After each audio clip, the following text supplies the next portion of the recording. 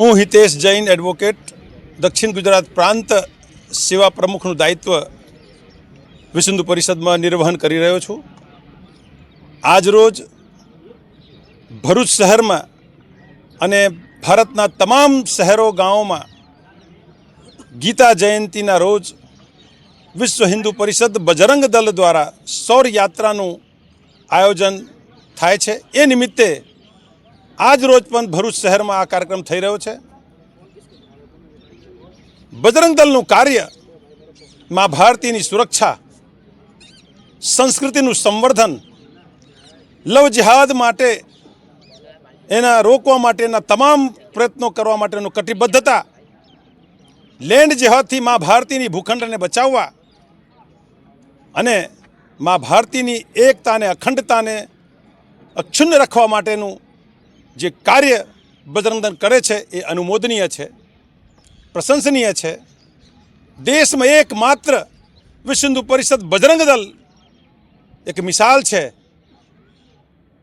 કે મા ભારતીને ગર્વ છે કે અમારી બહેનોને, માતાઓને સુરક્ષિત રાખે છે।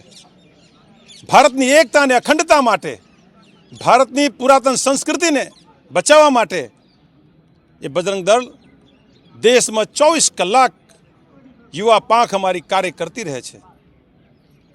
જે રીતે ભગવાન ઋષભદેવ, દેવાદિદેવ અમારા દાદા, જેઓને અસી કૃષિની વ્યવસ્થા આપી હતી, તે વાહનને આજે બજરંગ દળે શસ્ત્ર અને શાસ્ત્ર સાથે સાચવી રાખી છે।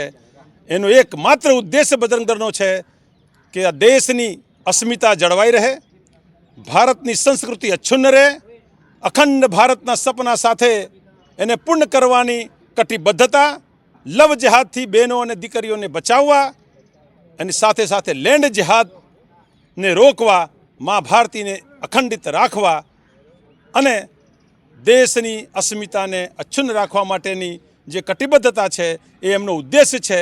એ માટે પ્રત્યેક વર્ષે 6 ડિસેમ્બર 1992 ગીતા જયંતીના રોજથી પ્રતિવર્ષ ગીતા જયંતીના દિવસે શૌર્ય યાત્રાનું કાર્યક્રમ વિશ્વ હિન્દુ પરિષદ બજરંગ દળ કરે છે અને એ સદા ચાલતું રહેશે, અવિરત ચાલવાની છે।